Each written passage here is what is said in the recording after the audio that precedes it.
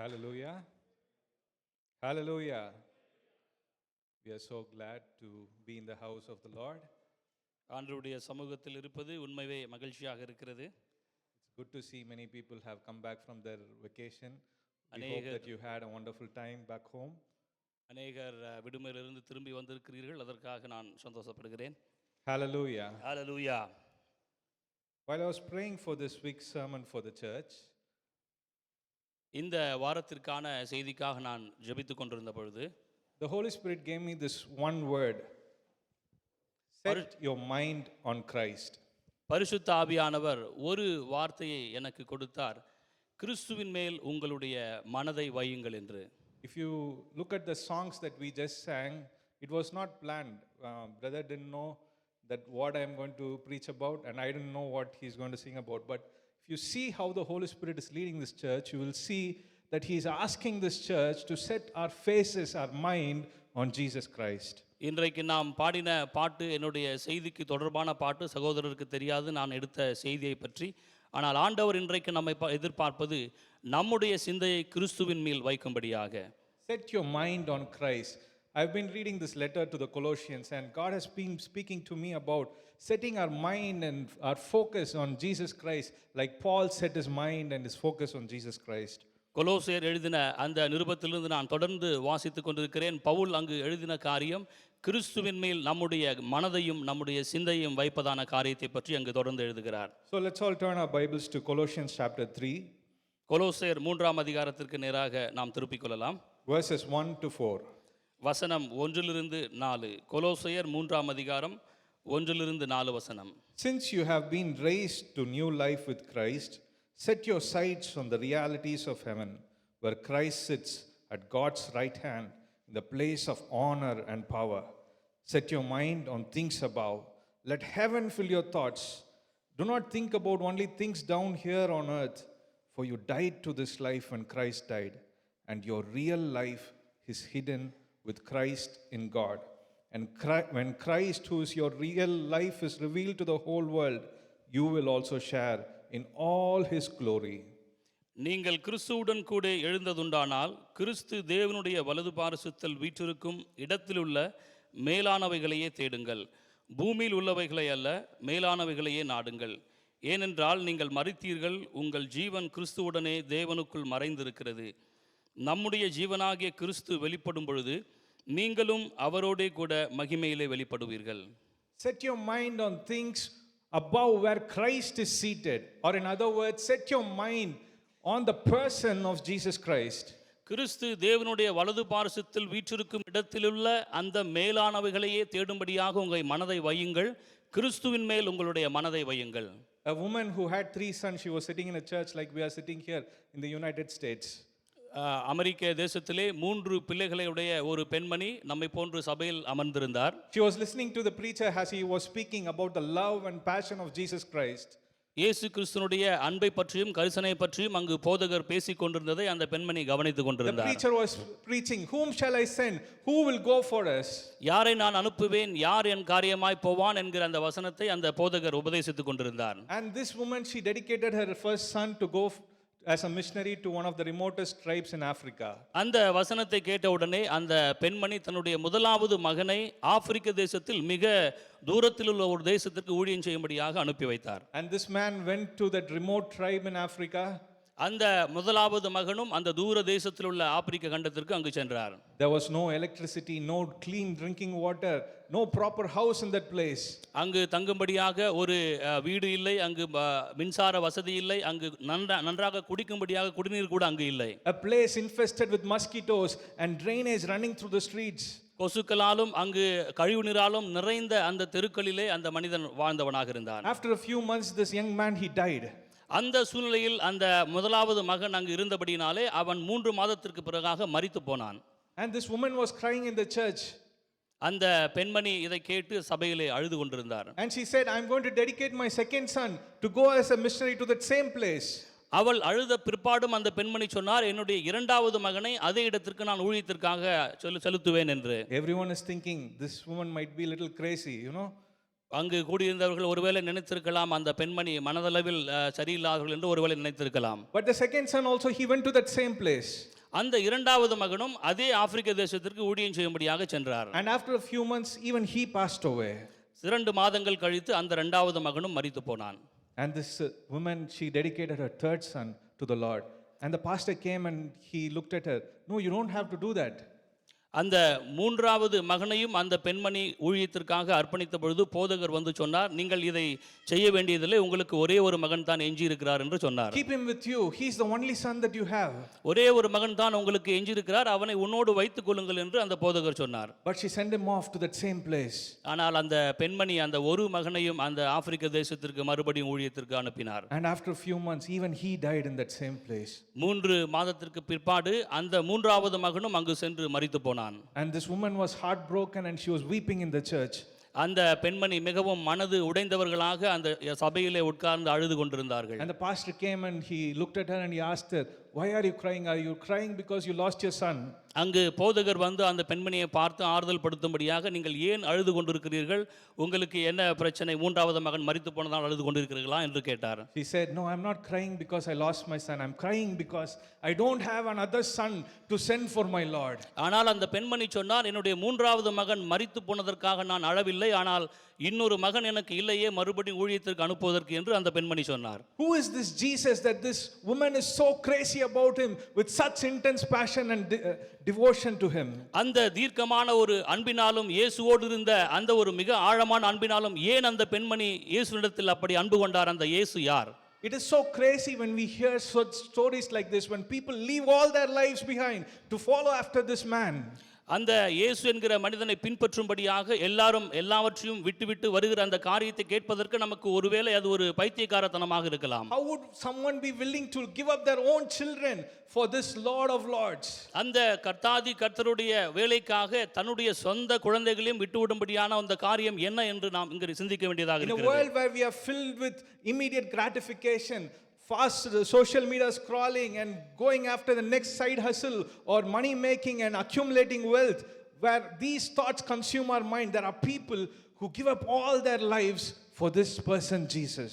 இந்த உலகத்திலே நாம் உடனடியாக திருப்தி அடைகிற ஒரு சூழ்நிலையிலே, அந்த சமூக வலைதளங்களில் அதிகமான நேரத்தை செலவிடுகிற அந்த வேலையிலே, அதிக வருமானத்தை ஈட்டுகிற காரியத்தை நாம் நினைத்து கொண்டிருக்கிற அந்த வேலையில் நாம் மூழ்கி கொண்டிருக்கும் இந்த நேரத்திலே, We are always looking for, how can I make more money?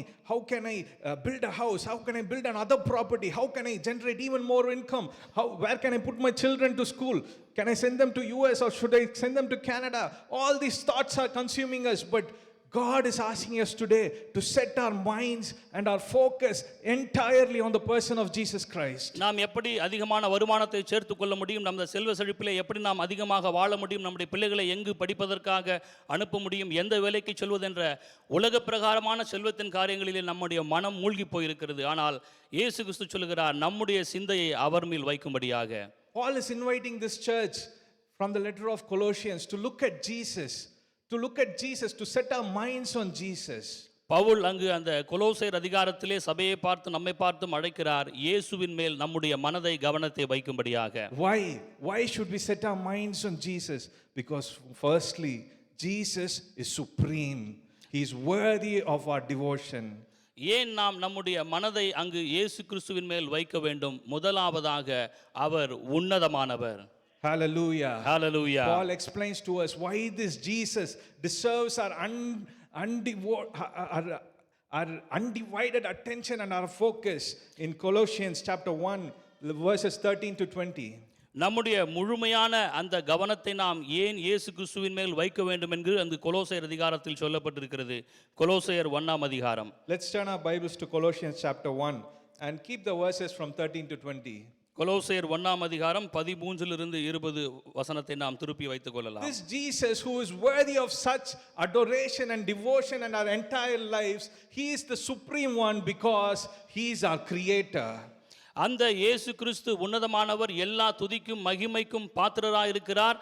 அவர் நம்மை சிருஷ்டிகராக இருக்கிறார். Verse 16, for in him all things were created, things in heaven and on earth, visible and invisible, thrones or powers or rulers or authority, all things have been created through him and for him. He is before all things, and in him all things hold together. 16ஆம் வசனம், ஏனென்றால் அவருக்குள் சகலமும் சிருஷ்டிக்கப்பட்டது, பரலோகத்தில் உள்ளவைகளும் பூலோகத்தில் உள்ளவைகளும் ஆகிய காணப்படுகிறவைகளும் காணப்படாதவைகளுமான சகல வஸ்துக்களும், சிங்காசனங்களானாலும் கர்த்தத்துவங்களானாலும் துரைத்தனங்களானாலும் அதிகாரங்களானாலும் சகலமும் அவரை கொண்டும் அவருக்கென்றும் சிருஷ்டிக்கப்பட்டது.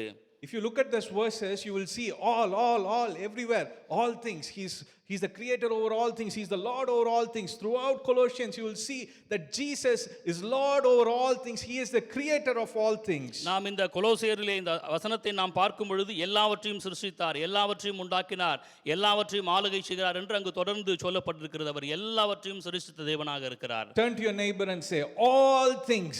பக்கத்தில் இருக்கிறவர்களை பார்த்து சொல்லுங்கள், எல்லாவற்றையும். All things, things that you can see, things that you cannot see. எல்லாவற்றையும், நாம் காணக்கூடிய காரியங்களையும் நாம் காணக்கூடாத காரியங்களையும். Or every good and perfect thing that is there in your life, it is from him. உங்களுடைய வாழ்க்கையில் இருக்கிற நன்மையும் பரிபூர்ணமான எல்லா காரியங்களும் அவரிடத்திலிருந்து தான் வருகிறது. The things that you enjoy in your life, your family, your children, your houses, your cars, your job, your business, everything was created by him and for him. உங்களுடைய வாழ்க்கையிலே நீங்கள் அனுபவித்துக் கொண்டிருக்கும் உங்களுடைய குடும்பம், உங்களுடைய பிள்ளைகள், உங்களுடைய வேலை, உங்களுடைய செல்வம் எல்லாம் அவரிடத்திலிருந்து வருகிறதா இருக்கிறது. Hallelujah. Hallelujah. Are you with me this evening? நீங்கள் அதை கவனித்துக் கொண்டிருக்கிறீர்களா? He is the creator of all things. அவர் எல்லாவற்றையும் சிருஷ்டித்த தேவனாக இருக்கிறார். Why does Jesus deserve our undivided attention and focus? Why does Jesus deserve to look upon at him at all times? Because he is our creator. Everything that you have in your life is because of him. இயேசு கிறிஸ்துவின் மேல் நம்முடைய முழுமையான கவனத்தை நாம் ஏன் வைக்க வேண்டும், அவர் மேல் ஏன் நாம் மிகவும் அங்கு அன்பு செலுத்த வேண்டும் என்று நாம் பார்க்கும் பொழுது அவர் எல்லாவற்றையும் சிருஷ்டிகராக இருக்கிறார். During the worship we have been talking about giving thanks to the Lord. Give thanks to the Lord. Remember all that he has done for you. This is how we remember. Even as we look at Jesus, we remember that he is our creator. நாம் ஆராதித்துக் கொண்டிருக்கும் பொழுது அவருக்கு நன்றி செலுத்த வேண்டும், அவருக்கு நன்றி செலுத்த வேண்டும் என்கிற காரியத்தை நாம் பார்த்தோம். ஏனென்றால் நாம் அவருக்கு நன்றி செலுத்த வேண்டும், அவர் எல்லாவற்றையும் சிருஷ்டித்த தேவனாக இருக்கிறார். When is the last time that you stopped and you thought, Lord, thank you for this job, thank you for bringing me into this country, thank you for all that you are doing in my life? When is the last time that you praised the Lord? நீங்கள் கடைசியாக எப்பொழுது, ஆண்டவரே இந்த தேசத்தில் என்னை கொண்டு வந்ததற்காக நன்றி, இந்த வேலையை கொடுத்ததற்காக நன்றி, எனக்கு கொடுத்த இந்த வாழ்க்கைக்காக நன்றி என்று நீங்கள் கடைசியாக எப்பொழுது அவருக்கு நன்றி செலுத்தினீர்கள்? When was the last time that you remembered that it was Christ who did this in your life, who did this good thing in your life? என்னுடைய வாழ்க்கையிலே இயேசு கிறிஸ்து நன்மை செய்தார், என்னுடைய வாழ்க்கையில் இயேசு இதை செய்தார் என்று நீங்கள் கடைசியாக எப்பொழுது ஞாபகப்படுத்தினீர்கள்? Today Paul is inviting us to look at this Jesus as supreme one, the creator. இன்றைக்கு தேவன் நம்மை அழைக்கிறார், இயேசுவை ஒரு முதன்மையானவராக, அங்கு எல்லாவற்றிலும் சிறந்தவராக பார்க்கும்படியாக அழைக்கிறார். Not only is he our creator, not only did he bring us into existence, but he is also the one who sustains us and who holds all things together. அவரை சிருஷ்டிகராக மாத்திரம் பார்க்கும்படியாக இங்கு அழைக்கவில்லை, எல்லாவற்றையும் தாங்குகிறவராக, எல்லாவற்றையும் இருக்க பிடிக்கிறவராக இருக்கிறவராய் அவரை பார்க்கும்படியாக பரிசுத்த ஆவியானவர் அழைக்கிறார். Let's read verse 17, the last part of verse 17. It says, in him all things hold together.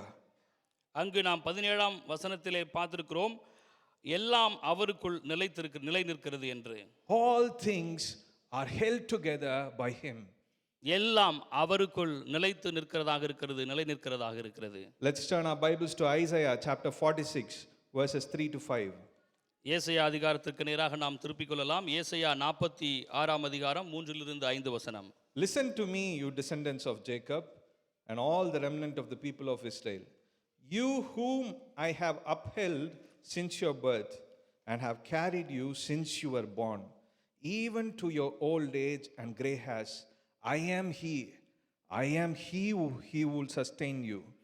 I have made you, I will carry you, I will sustain you, I will rescue you. With whom will you compare me or count me equal? To whom will you liken me that we may be compared? யாக்கோபின் சந்ததியாரே, இஸ்ரவேல் சன்னதியில் மீதியாக சகல ஜனங்களே, எனக்கு செவி கொடுங்கள். தாயின் வயிற்றில் தோன்றினது முதல் உங்களை ஏந்தி, தாயின் கற்பத்தில் உற்பத்தியானது முதல் உங்களை தாங்கினேன். உங்கள் முதிர் வயது வரைக்கும் நான் அப்படி செய்வேன், நரை வயது மட்டும் நான் உங்களை தாங்குவேன். நான் அப்படி செய்து வந்தேன், இனிமேலும் நான் ஏந்துவேன், நான் சுமப்பேன், நான் தப்புவிப்பேன். யாருக்கு என்னை சாயலும் சமூகமாக்கி யாருக்கு நான் ஒப்பாகும்படி என்னை ஒப்பிடுவீர்கள்? The same Jesus who thought about you even before you were formed in your mother's womb. உங்களுடைய தாயின் கர்ப்பத்தில் உருவாவதற்கு முன்பாகவே உங்களை நினைத்த அந்த இயேசு கிறிஸ்து, The same Jesus who created you, who fashioned you in a fearfully and wonderful way. நீங்கள் பயமும் நடுக்கத்தக்க விதமாக உங்களை உருவாக்கின அதே இயேசு கிறிஸ்து, He says, I have made you and I have held you together since birth, and I will carry you through this life. I will carry you till the very end. அங்கு சொல்லுகிறார், நான் உங்களை தாங்குவேன், நான் உங்களை தப்புவிப்பேன், நான் உங்களை ஏந்துவேன், நான் உங்களை கடைசி வரைக்கும் சுமப்பேன் என்று இயேசு கிறிஸ்து With சொல்லுகிறார். whom can you compare this Jesus? இந்த இயேசுவை யாருக்கு நாம் ஒப்பிட முடியும்? There is absolutely no one in this universe. இந்த பிரபஞ்சத்திலே அவரை ஒப்பிடும்படியாக ஒருவரும் இல்லை. Hallelujah. Hallelujah. Hallelujah. Let's all Hallelujah. shout a big hallelujah to our Lord. எத்தனை There is no one like him in this universe. இந்த பிரபஞ்சத்திலே அவருக்கு ஒப்பானவர் ஒருவரும் இல்லை. I am reminded of this beautiful verse from Psalms which explains how he holds us. சங்கீதத்தில் ஒரு அருமையான வசனம் எனக்கு நினைவுக்கு வருகிறது, அவர் எப்படி நம்மை தாங்குகிறார் என்று. In India, in most of the delivery rooms, when mothers give birth to their child, men are not allowed to go inside that room. But in Western countries, the husbands can go into the room.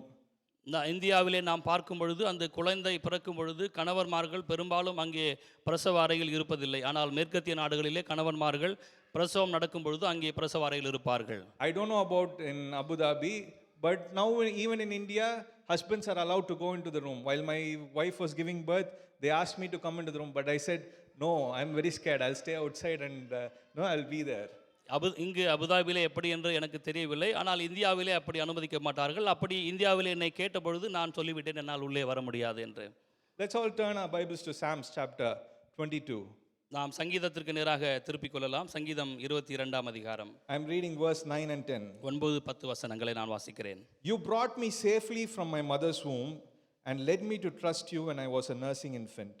I was thrust into your arms at my birth.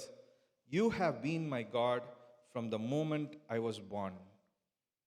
நீரே என்னை கற்பத்திலிருந்து எடுத்தவர், என் தாயின் முலைப்பாலை நான் உண்கையில் என்னை உம்முடைய பேரில் நம்பிக்கையாக இருக்க பண்ணினீர். கர்ப்பத்திலிருந்து வெளிப்பட்ட பொழுதே உமது சார்பில் விழுந்தேன். நான் என் தாயின் வயிற்றில் இருந்தது முதல் நீர் என் தேவனாக இருக்கிறீர். The moment a baby comes out of the mother's womb, the doctors, they take the baby and they place the baby in the hands of the father. அங்கு பிரசவித்த முதல் கணத்திலிருந்தே அந்த குழந்தை எடுத்து தகப்பனுடைய கையிலே அங்கு கொடுக்கிறவர்களாக இருக்கிறார்கள். Just think with me, this God is saying, from the day that you came out of your mother's womb, the first person to whose hands you were laid upon was in the hands of Jesus. நீங்கள் இதை கவனமாக கேளுங்கள். அந்த தாயின் வயிற்றில் நாம் உற்பவித்து பிரசவித்து வந்த அந்த கணத்திலிருந்து அவர் தன்னுடைய கரங்களில் நம்மை எடுத்துக்கொள்கிறவராக இருக்கிறார். Hallelujah. Hallelujah. Since the day that you came out of your mother's womb, you were thrust into the hands of Jesus, and he has been holding you since that very day. தாயின் வயிற்றிலிருந்து வந்தது முதல் அந்த கணத்திலிருந்து அவர் நம்மை அவருடைய கரங்களில் ஏந்தி கொள்ளுகிறவராக இருக்கிறார். Hallelujah. Hallelujah. He is the one who holds everything. He is the one who holds your life. சகலத்தையும் தாங்குகிறவர் அவர், நம்முடைய ஜீவனையும் நம்முடைய வாழ்க்கையும் தாங்குகிறவர் அவராக இருக்கிறார். Not only does he hold and sustain your life alone, but he also sustains and holds the world that you live in. நம்முடைய வாழ்க்கையை மாத்திரம் அவர் தாங்கி தப்புவிக்கிறவர் அல்ல, இந்த சகல உலகத்தையும் அவர் தாங்கி தப்புவிக்கிறவராக The இருக்கிறார். entire universe, the entire world that you live in, your job, the place that you are, everything is held together by this Lord Jesus. நாம் வாழ்கிற இடத்தையும் நாம் வாழ்கிற இந்த உலகத்தையும் சகல பிரபஞ்சத்தையும் தாங்குகிறவர் அந்த இயேசு கிறிஸ்துவாக இருக்கிறார். Turn your Bibles with me to Hebrews chapter 1 verse 3. எபிரேயர் 1ஆம் அதிகாரத்திற்கு நாம் திருப்பிக் கொள்ளலாம். எபிரேயர் 1ஆம் அதிகாரம் 3ஆம் வசனம். He is the radiance of the glory of God and the exact imprint of his nature, and he upholds the universe by the word of his power. இவர் அவருடைய மகிமையின் பிரகாசமும் அவருடைய தன்மையின் சொரூபமாயிருந்து சர்வத்தையும் தம்முடைய வல்லமையுள்ள வசனத்தினாலே தாங்குகிறவராயிருக்கிறார். He holds everything by just a word of his power. தம்முடைய வல்லமையுள்ள வசனத்தின் அந்த வார்த்தையினாலே அவர் சகலத்தையும் தாங்குகிறவராக இருக்கிறார்.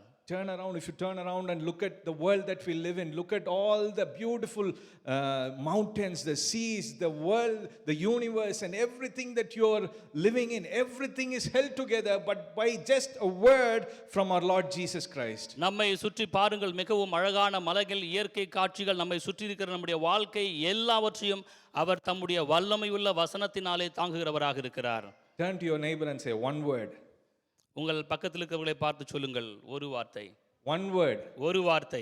One word of his power is holding this universe, and you're worrying about how you're going to lose your job, how this economy is failing. He is a God who holds you even till the very end. இந்த தேசத்தின் அந்த பொருளாதாரம் எப்படி இருக்க போகிறது, நம்மை சுற்றி நடக்கிற காரியங்கள் எப்படி இருக்க போகிறது என்று நாம் கவலை கொள்கிறவர்களாக இருக்கிறோம். ஆனால் எல்லாவற்றையும் சகலத்தையும் தம்முடைய ஒரே வார்த்தையால் அவர் தாங்குகிறவராக இருக்கிறார். This Jesus is supreme. He is worthy of our devotion because he is our creator. He is the one who holds our entire existence. இயேசு கிறிஸ்து உன்னதமானவர். அவர் நம்முடைய கனத்திற்கும் மகிமைக்கும் பாத்திரராக இருக்கிறார். அவர் ஒருவரே சகலத்தையும் தாங்குகிறவராக இருக்கிறார். You look at your life, everything around you is failing, it is falling to the ground, economy is collapsing, housing market is going down, the jobs are going down, no one is getting any job. But God is saying that you are in the midst of it and I am holding you by the palm of my hands. நம்மை சுற்றி நடக்கிறதை பாருங்கள். வேலை இழந்து கொண்டிருக்கிறோம், பொருளாதார பிரச்சனைகள் சூழ்ந்து கொண்டிருக்கிறது, அநேக பிரச்சனைகள் நம்மை சூழ்ந்து கொண்டிருந்தாலும் அவர் தம்முடைய வார்த்தையின் ஒரே வார்த்தையின் வல்லமையினால் அதை தாங்குகிறார். Hallelujah. Hallelujah. That is why Paul is very joyful. He's saying all things work together for good for those who love the Lord. அதனால் தான் பவுல் அங்கு சொல்லுகிறார், எல்லாம் சகலமும் கிறிஸ்துவில் நன்மைக்கு ஏதுவாக நடக்கிறது என்று பவுல் அங்கு வசனத்திலே சொல்லுகிறார். Because Jesus holds everything together.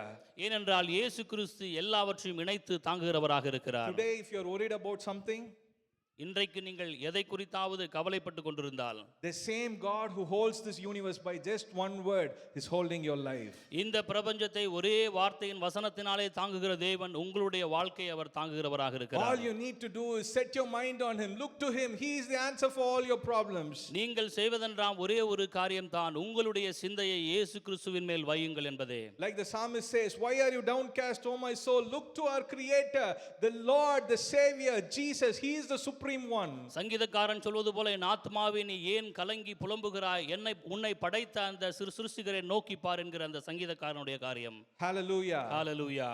Paul is inviting us to look at this Jesus as the supreme one, as our creator, as the one who holds us, and not only as the one who holds us, but the one who saved and redeemed us. அங்கு பவுல் நமக்கு இந்த சுவிசேஷத்திலே சொல்லுகிறார், அவரை உன்னதமானவராக பார்க்கும்படியாக, நம்மை ரட்சிக்கிறவராக பார்க்கும்படியாக, நம்மை தாங்குகிறவராக பார்க்கும்படியாக, நம்மை மீட்கிறவராக பார்க்கும்படியாக. Hallelujah. Hallelujah. Let us turn our Bibles to Colossians chapter 1 verse 13. கொலோசையர் 1ஆம் அதிகாரத்திற்கு நாம் திருப்பிக் கொள்ளலாம். 1ஆம் அதிகாரம் 13ஆம் வசனம். For he has rescued us from the dominion of darkness and brought us into the kingdom of the Son he loves, in whom we have redemption and the forgiveness of sins. Colossians chapter 2 verse 13. When you were dead in your sins and in the uncircumcision of your flesh, God made you alive with Christ. He forgave us all our sins. கொலோசையர் 1ஆம் அதிகாரம் 13ஆம் வசனம். இருளின் அதிகாரத்தினின்று நம்மை விடுதலையாக்கி தமது அன்பின் குமாரனுடைய ராஜ்யத்துக்கு உட்படுத்தினவருமாய் இருக்கிற பிதாவை ஸ்தோத்தரிக்கிறோம். கொலோசையர் 2:13. உங்கள் பாவங்களினாலேயும் உங்கள் மாம்ச விருத்த சேதனம் இல்லாமையினாலேயும் மரித்தவர்களாயிருந்த உங்களையும் அவரோடே கூட உயிர்ப்பித்து அக்கிரமங்கள் எல்லாவற்றையும் உங்களுக்கு மன்னித்து. Once we were blind and utterly lost in this world, we were in the kingdom of darkness, chains bound around your neck, bound around your feet, chains of poverty, chains of addiction, chains of curses were over you and it was crushing you down, and God, the Lord Jesus Christ, he saved you from all that. நாம் ஒரு காலத்தில் குருடர்களாக இருந்தோம், எல்லாவற்றையும் இழந்து போனவர்களாக, அந்த இருளின் அதிகாரத்தினுடைய ஆளுகைக்கு உட்பட்டவர்களாக இருந்தோம், சங்கிலிகளால் கட்டப்பட்டு. ஆனால் இயேசு கிறிஸ்து நம்மை மீட்டு கொண்டு நாளைக்கு விடுதலையாக்கி இருக்கிறார். Hallelujah. Hallelujah. Colossians 1:21st verse. Colossians chapter 1 verse 21. Once you were alienated from God and you were enemies of God in your mind because of your evil behavior. Because we were enemies of God, it says in Romans, we were utterly helpless and we were without any help and powerless to do anything about it. கொலோசையர் 1:21 முன்னே அந்நியராயும் துர்க்கிரியைகளினால் மனதிலே சத்துருக்களாயும் இருந்த உங்களையும் பரிசுத்தராகவும் குற்றமற்றவர்களாகவும் கண்டிக்கப்படாதவர்களாகவும் தமக்கு முன் நிறுத்தும்படியாக அவருடைய மாம்ச சரீரத்தில் அடைந்த மரணத்தினாலே இப்பொழுது ஒப்புரவாக்கினார். When we were totally helpless in this world, இந்த உலகத்திலே நாம் ஒரு உதவியும் அற்ற நிலையில் இருக்கின்ற பொழுது, when we were totally powerless to do anything about it, and the rulers of this world were ruling over us unjustly, they were causing every kind of sickness over your life, over your family's life, bringing curses upon your family, bringing your family down, bringing you down, putting you in bondage. இந்த உலகத்தின் ஆட்சியாளர்கள் நம்முடைய குடும்பத்துங்களுக்கு விரோதமாக அவர்கள் செயற்பட்ட பொழுது, குடும்பங்களுக்கு விரோதமாக அவர்கள் எல்லா காரியங்களையும் கொண்டு வந்த பொழுது, தீமையான காரியங்களை செய்த பொழுது, அந்த சூழ்நிலையில் இருந்த பொழுது, Jesus Christ, he stepped in and he lifted you up from the deepest pit of sin and shame. அங்கு பாவத்தின் உலையில் இருந்த நம்மை இயேசு கிறிஸ்து அங்கு வந்து அந்த குழியிலிருந்து மீட்டு கொண்டவராக அங்கு வந்தார். Hallelujah. Hallelujah. Hallelujah. Hallelujah. Not only did he save us, but he says he clothed me with his righteousness and he reconciled me to God. அங்கு இயேசு கிறிஸ்து நம்மை காப்பாற்றினது மாத்திரம் அல்ல, நம்மை காப்பாற்றி அங்கு நீதியின் வஸ்திரத்தை நமக்கு உடுத்துகிறவராக இருந்தார். If you look at chapter 1 verse 22, it says that you were made holy in his sight without any blemish and free from all accusation. அங்கு கொலோசையர் 1:22 சொல்லப்பட்டிருக்கிறது, நம்மை பரிசுத்தராகவும் குற்றமற்றவர்களாகவும் கண்டிக்கப்படாதவர்களாகவும் தமக்கு முன் நிறுத்தும்படியாக என்று சொல்லப்பட்டிருக்கிறது. Every tongue that accused you he has silenced. அங்கு உங்களை குற்றப்படுத்தின ஒவ்வொரு நாவையும் அங்கு அவர் அடக்கினார். Hallelujah. Hallelujah. You know the greatest enemy that the weapon that the enemy has? அங்கு சத்ரு நமக்கு விரோதமாக வைத்திருக்கிற ஒரு மிகப்பெரிய ஆயுதம் என்ன என்று தெரியுமா? Is accusation, bringing us guilt and shame. அந்த ஆயுதம் என்னவென்றால் குற்றப்படுத்துவது, அவமானப்படுத்துவது, நிந்தையை கொண்டு வருவது. You would have experienced it in your own life when you would have been sitting alone. You would hear a voice saying that you are unworthy. You are unworthy to pray to this Lord. You think you are so holy that you look to Jesus and call him Abba Father. I know what you did yesterday. I know what you thought in your mind. And you'll come to this church. You're sitting in this place. நீங்கள் ஒருவேளை தனியாக இருக்கும்பொழுது உங்களுடைய காதிலே ஒரு சத்தம் ஒருவேளை கேட்டிருக்கலாம். நீங்கள் அவருக்கு முன்பாக ஜெபிப்பதற்கோ அல்லது பரிசுத்தமான வாழ்க்கை வாழ்வதற்கோ அவரை நோக்கி பார்ப்பதற்கோ நீங்கள் தகுதியற்றவர்கள் என்று அந்த குற்றப்படுத்துகிற ஆவி ஒருவேளை உங்கள் காதில் ஒலித்திருக்கலாம். The Satan will come and accuse us. You are unworthy to receive this blessing. How will God bless you? You are a sinner. Yes, even yesterday you were talking bad about this person. நீ அந்த நபரை பற்றி நேற்று வரைக்கும் தவறாக பேசிக் கொண்டிருந்தாய். இந்த ஆசீர்வாதத்தை பெற்றுக்கொள்வதற்கு நீ ஒரு காலம் பாத்திரன் அல்ல என்று சத்துரு ஒருவேளை உங்களிடத்தில் வந்து சொல்லலாம். But Paul says that Jesus made us holy, without any blemish, perfect before the eyes of the Father.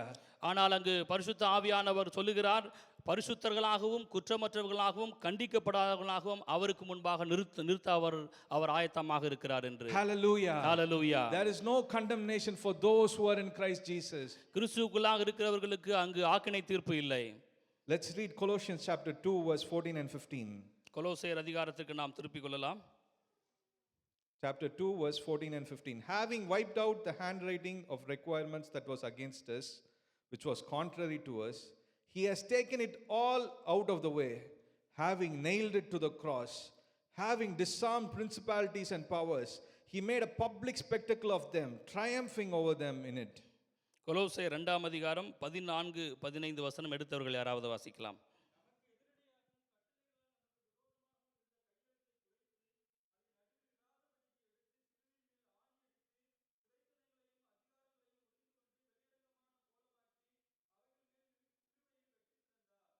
Amen.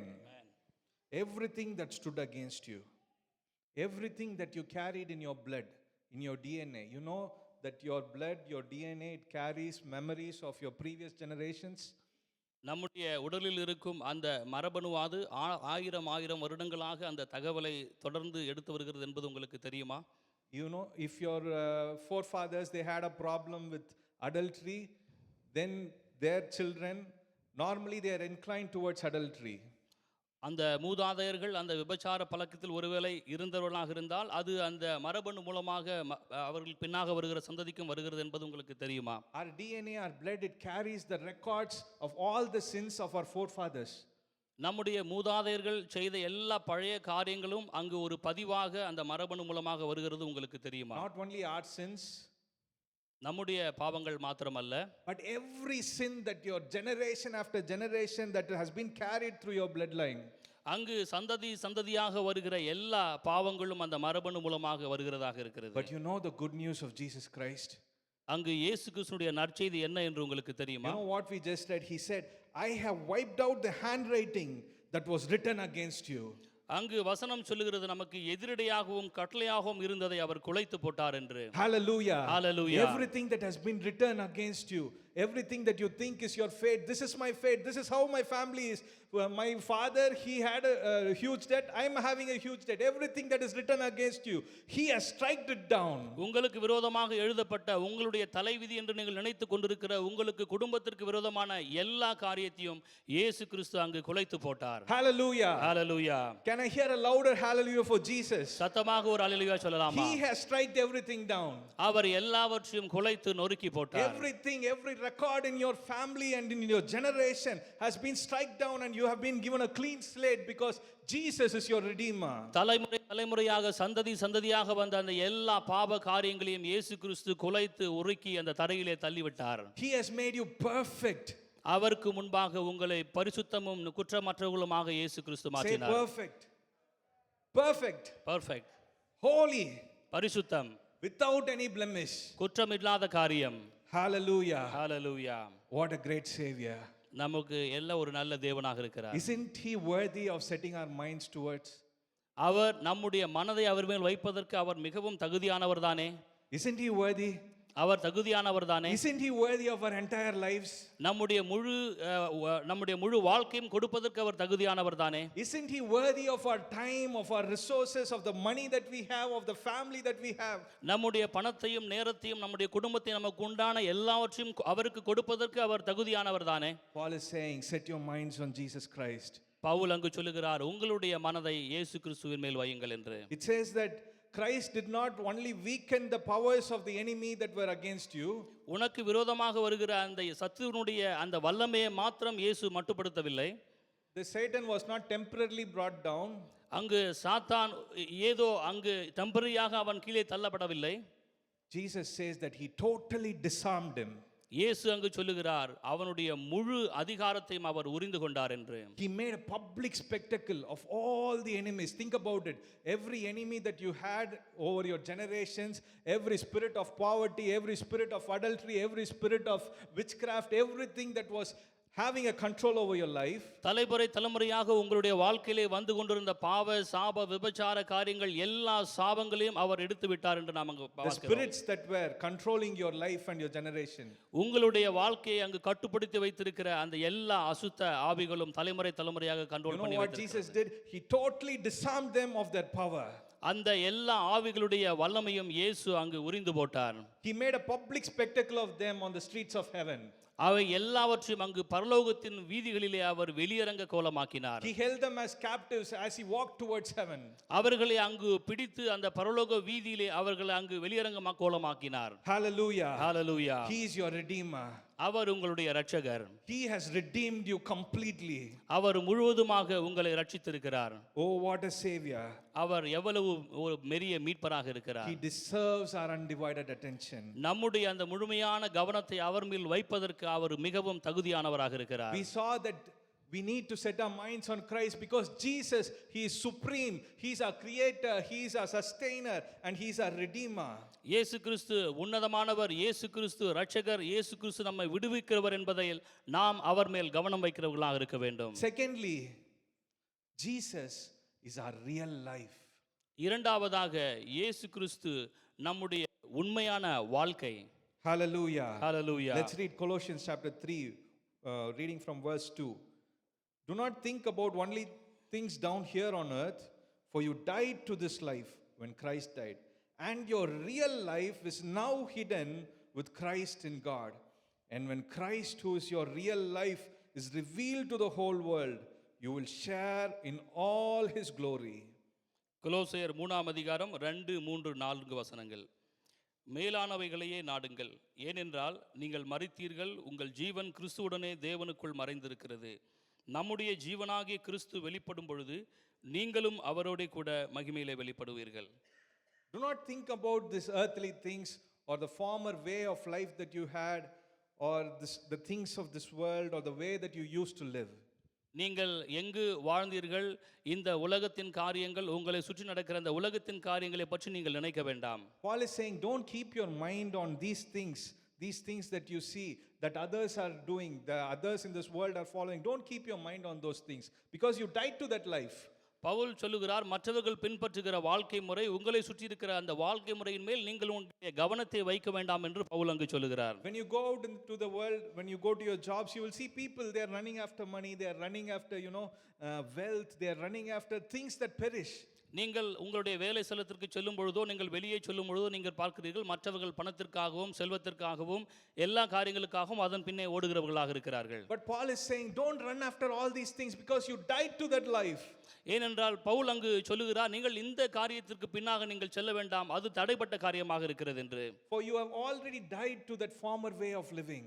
ஏனென்றால் நீங்கள் பழைய காரியத்திற்கு மரித்தவர்களாக இருக்கிறீர்கள் என்று பவுல் அங்கு சொல்லுகிறார். No, we all know the story of how is the people of Israel, they left Egypt and they crossed the Red Sea and they came into the promised land. நாம் அந்த பழைய ஏற்பாட்டிலே பார்க்கிறோம், இஸ்ரவேல் ஜனங்கள் அங்கு எகிப்திலிருந்து விடுவிக்கப்பட்டு சிவந்த சமுத்திரத்தின் வழியாக வந்தார்கள் கானானுக்கென்று. Just like how the people of Israel left Egypt, we have left our former way of life and we have crossed this Red Sea through Jesus' death and resurrection, and we have entered into this new living of being in Christ Jesus. அங்கு இஸ்ரவேல் ஜனங்கள் எப்படி அந்த எகிப்தை விட்டு வெளியே வந்தார்களோ, நாமும் நம்முடைய வாழ்க்கையில் அந்த எகிப்தாகிய பாவ வாழ்க்கை விட்டு வெளியே வந்து ஆண்டவராகிய இயேசு கிறிஸ்துவினுடைய அந்த புதிய வாழ்க்கையிலே நாம் இணைகிறவர்களாக இருக்கிறோம். If you look throughout the Old Testament, God will remind them, don't go back to Egypt. Don't look at Egypt. Don't ask Egypt for your help, because I am your provider. I will rescue you. I will save you. This has been the cry of God throughout the Old Testament. நாம் பழைய ஏற்பாட்டிலே பார்க்கும் பொழுது அங்கு தேவன் இஸ்ரவேல் ஜனங்களை பார்த்து சொல்லுகிறார், நீங்கள் எகிப்தை பார்க்க வேண்டாம், எகிப்திற்கு திரும்பி போக வேண்டாம், எகிப்தின் காரியங்களை நினைக்க வேண்டாம், நான் உங்களுக்கு எல்லாவற்றையும் தருகிற தேவனாக இருக்கிறேன் என்று சொன்னார். The people of Israel used to say, oh, our life was better while we were in Egypt. I wish we would have been in Egypt under our slave masters. ஆனால் அங்கு இஸ்ரவேல் ஜனங்கள் அங்கு மோசேயை பார்த்து சொன்னார்கள், எங்களுடைய வாழ்க்கை எகிப்திலே மிகவும் நன்றாக இருந்தது, எங்களுக்கு தேவையான எல்லா காரியமும் அங்கு கிடைத்தது என்று சொன்னார்கள். That is how some of us are living our lives. We are thinking, oh, if I had been like this, it would have been better. Why did I come into this, into knowing Christ? Now I can't do certain things. நம்மில் அநேகர் இப்படித்தான் நாம் இருக்கிறோம். என்னால் இந்த காரியத்தை செய்ய முடியவில்லை, நான் கிறிஸ்துவுக்குள் இருப்பதால் இந்த சில காரியங்களை என்னால் செய்ய முடியவில்லை என்று நாம் நினைக்கிறோம். Oh, it was better if before I knew Christ. Now see, every problem is coming my way. இயேசு கிறிஸ்துவை அறியாததற்கு முன்பாகவே என்னுடைய வாழ்க்கை நன்றாக இருந்தது, இப்பொழுது பாருங்கள் என்னுடைய வாழ்க்கையில் அநேக பிரச்சனை வருகிறது என்று நாம் ஒருவேளை நினைக்கலாம். We look at this world and we gain our influences from them. நாம் இந்த உலகத்தை பார்த்து உலகத்தின் அந்த காரியங்களினால் நாம் ஈர்க்கப்படுகிறவர்களாக இருக்கிறோம். We look at social media and there are all these influencers who are advising and they are projecting their view of this world, and we are taking them in. Oh, there's this good place, we can go there and eat. Oh, we can invest in this property, we can become rich. Oh, we can learn trading, we can do this great thing.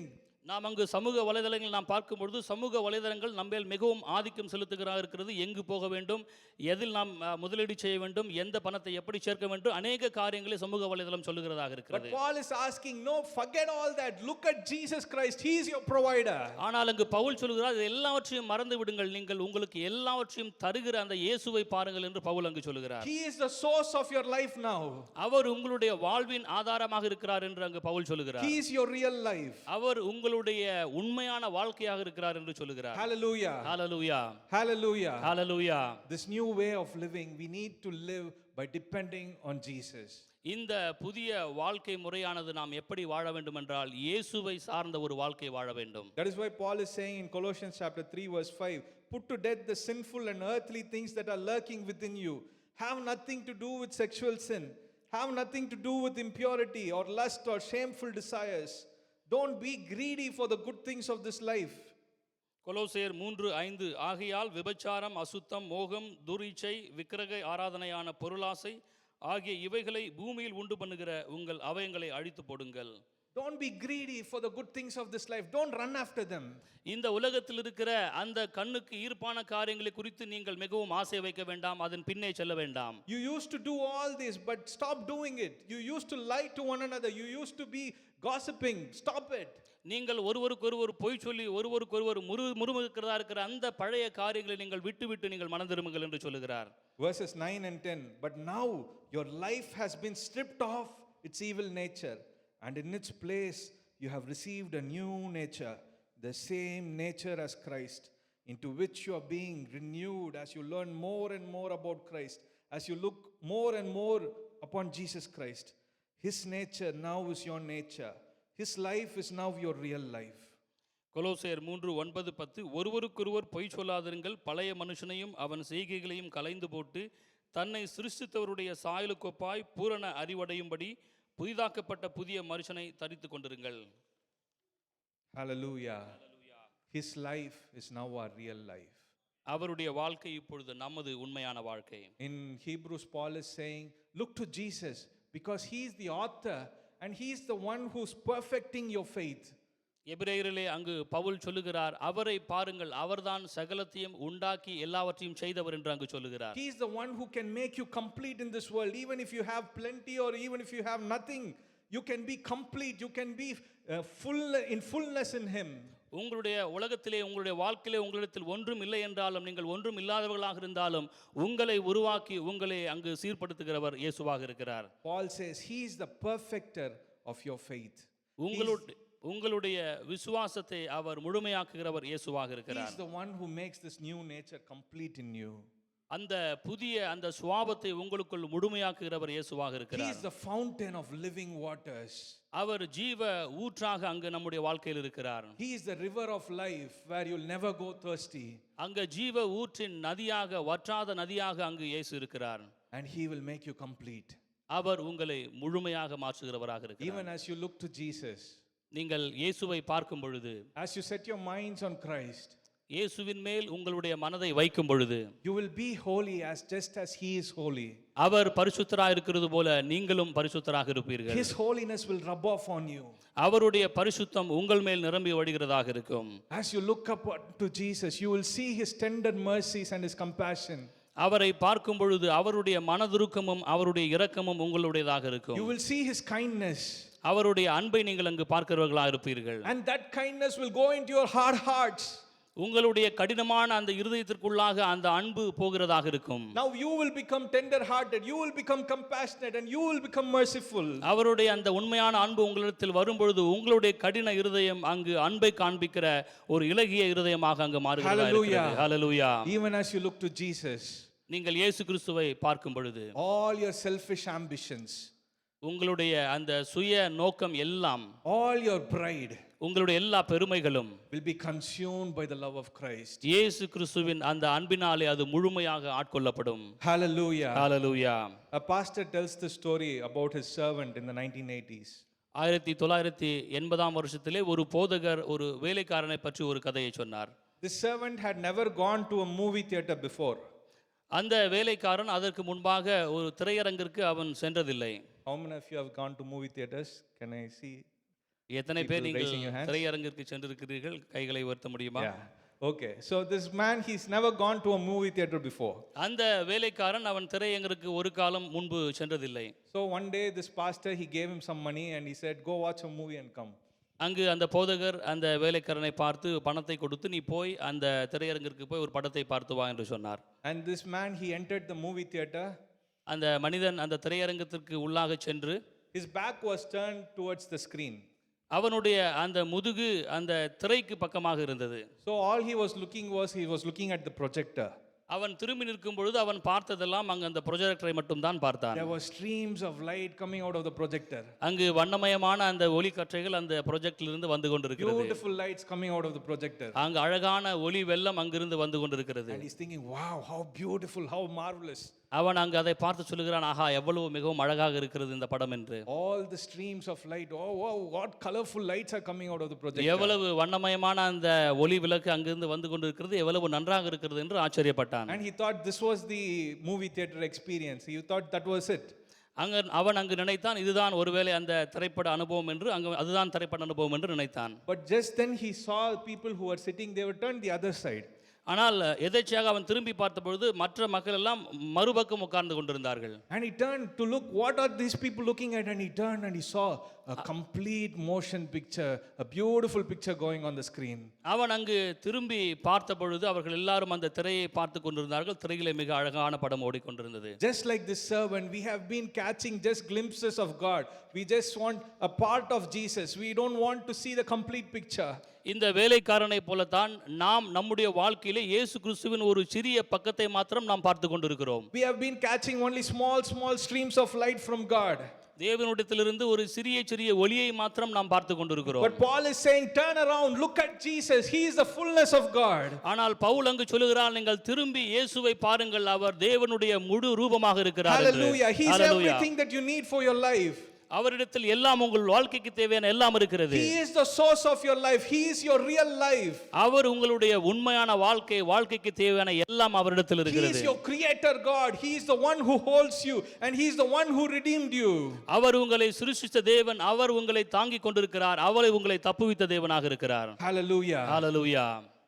We need to stop looking at the projector or the streams of light and look and have our undivided attention towards Jesus. நாம் அந்த ப்ரொஜெக்டரை பார்க்கிற போல அந்த காரியத்தை நிறுத்திவிட்டு ஒளியாகிய அவரிடத்திலிருந்து வருகிற தேவனிடத்தில் வருகிற காரியத்தை நாம் பார்க்க வேண்டும். Jesus does not deserve only a part or a 1/10 of your life. He deserves your entire lives. நம்முடைய வாழ்க்கையின் ஒரு பகுதியோ நம்முடைய வாழ்க்கையின் சிறிய காரியத்தை மாத்திரம் தேவன் விரும்பவில்லை, நம்முடைய முழு வாழ்க்கையும் அவருக்காக அவர் அர்ப்பணிக்க எதிர்கொள்கிறார். Hallelujah. Hallelujah. We love him because he first loved us. அவர் நம்மை முதலாவது நேசித்தபடினால் நாம் அவரை முழுவதுமாக நேசிக்க If you are வேண்டும். thinking that asking you to always set Christ before you is too much for me, giving him the highest priority is too much for me, if you're thinking like that, இயேசுவை எப்பொழுதும் முன்பாக வைப்பது, என்னுடைய வாழ்க்கையிலே அவரை எப்பொழுதும் முதலாவதாக வைப்பது என்கிற காரியம் ஒருவேளை உங்களுக்கு மிக அதிகமான காரியமாக தோன்றினால், look at Christ. He set his mind on you. ஆனால் இயேசுவை பாருங்கள், அவர் தன்னுடைய வாழ்க்கையில் உங்களை அவர் காண்கிறவராக He இருக்கிறார். always had you before him. அவர் எப்பொழுதும் அவருக்கு முன்பாக உங்களை மாத்திரம் வைத்திருக்கிறார். You were the highest priority in his life. அவருடைய வாழ்க்கையிலே நீங்கள் மாத்திரம் முதலாவது முக்கியமான நபர்களாக It says in இருக்கிறீர்கள். Hebrews chapter 12 verse 2, for the joy set before him he endured the cross. எபிரேயரிலே நாம் அங்கு பார்க்கிறோம், அவர் சிலுவையிலே அவர்கள் அதை சந்தோஷமாக அதை ஏற்றுக்கொண்டார் என்று. For the joy set before him. You were the joy that was set before him. ஏனென்றால் நாம் தான் அவருக்கு முன்பாக வைக்கப்பட்டிருக்கிற அவருடைய சந்தோஷமாக You இருக்கிறோம். were the reason that he endured the cross. அவர் சிலுவையை ஏற்றுக்கொண்டது நமக்காகத்தான். You were the reason he gave up everything in his life. He gave up heaven and all his glory and all his inheritance and stepped into this world. அவருடைய அதிகாரத்தையும் அவர் பரலோகத்தையும் விட்டு இங்கு வந்து உங்களுக்காக மரித்தது உங்களுக்காக மாத்திரமே. You were the reason. You were the one who consumed his thoughts even as he went to the cross. அவர் சிலுவைக்கு போகும் நேரத்திலும் கூட அவர் உங்களை மாத்திரமே நினைக்கிறவராக இருந்தார். He says, you are the one who's engraved in the palm of my hands. He says, you are the apple of my eyes. அவர் உங்களை பார்த்து சொல்கிறார், நீங்கள் என்னுடைய உள்ளங்கரையில் வரையப்பட்டிருக்கிறீர்கள், நீங்களுடைய கண்களுக்கு பிரியமானவர்கள் என்று இயேசு சொல்கிறார். Isn't he worthy of your devotion? Isn't he worthy of all your attention, of all your lives? உங்களுடைய வாழ்க்கையிலே உங்கள் முழு வாழ்க்கையும் உங்களுடைய முழு கவனத்தையும் அவர் மேல் வைக்கிறதற்கு அவர் எத்தனை தகுதியுள்ள நபராக இருக்கிறார். Hallelujah. Hallelujah. Isn't he worthy? அவர் தகுதியானவர் தானே. Hallelujah. Hallelujah. But how does this reflect in our practical life? நம்முடைய நடைமுறை வாழ்க்கையில் இது எப்படி பிரதிபலிக்கும்? In Colossians chapter 3 verse 16 and 17, let's read Colossians chapter 3 verse 16 and 17. கொலோசியர் 3ஆம் அதிகாரம் 16-17 வசனத்தை நாம் வாசிக்கலாம். Let the message of Christ dwell among you richly as you teach and admonish one another with all wisdom through psalms, hymns and songs from the Spirit, singing to God with gratitude in your hearts. And whatever you do, whether in word or in deed, do it all in the name of the Lord Jesus, giving thanks to God the Father through him. கிறிஸ்துவின் வசனம் உங்களுக்குள்ளே சகல ஞானத்தோடும் பரிபூரணமாக வாசமாயிருப்பதாக, சங்கீதங்களினாலும் கீர்த்தனைகளினாலும் ஞானப்பாட்டுகளினாலும் ஒருவருக்கொருவர் போதித்து புத்தி சொல்லிக் கொண்டு உங்கள் இருதயத்திலே கர்த்தரை பக்தியுடன் பாடி, வார்த்தையினாலாவது கிரியைகளினாலாவது நீங்கள் எதை செய்தாலும் அதையெல்லாம் கர்த்தராகிய இயேசுவின் நாமத்தினாலே செய்து அவர் முன்னிலையாக பிதாவாகிய தேவனை ஸ்தோத்திரியுங்கள். Hallelujah. Hallelujah. Let's all stand to our feet. நம்ம எல்லாரும் எழுந்து நிற்கலாம். In everything, in every எல்லாவற்றிலும், part of your life, நம்முடைய வாழ்க்கையின் எல்லா பகுதிகளிலும் thank him, praise him, sing to him. அவருக்கு நன்றி செலுத்துங்கள், அவரை புகழ்ந்து பாடுங்கள், அவரை ஆராதியுங்கள். Always sing praises to Him. எப்பொழுதும் அவரை பாடி ஆராதியுங்கள். If you haven't done this before, come as a family together, have a family prayer together and thank the Lord for all that He has done in your life. நீங்கள் இதை முன்பு செய்யவில்லை என்றால் நீங்கள் குடும்பமாக வந்து அவரை கூடி ஆராதித்து அவருக்கு நன்றி செலுத்துங்கள். If you haven't done this before, thank Him, Lord, that you are our creator. You are the one who brought everything into my life. அவருக்கு நீங்கள் முன்பு நன்றி செலுத்தவில்லை என்றால் நீங்கள் கூடி வந்து நன்றி செலுத்தி நீங்கள் தான் சகலத்தையும் சிருஷ்டித்து நீங்கள் தான் எல்லாவற்றையும் செய்தீர் என்று நன்றி செலுத்துங்கள். At this moment, open your mouths and thank Him. இப்பொழுது நீங்கள் உங்களுடைய வாய்களை திறந்து அவருக்கு நன்றி செலுத்துங்கள்.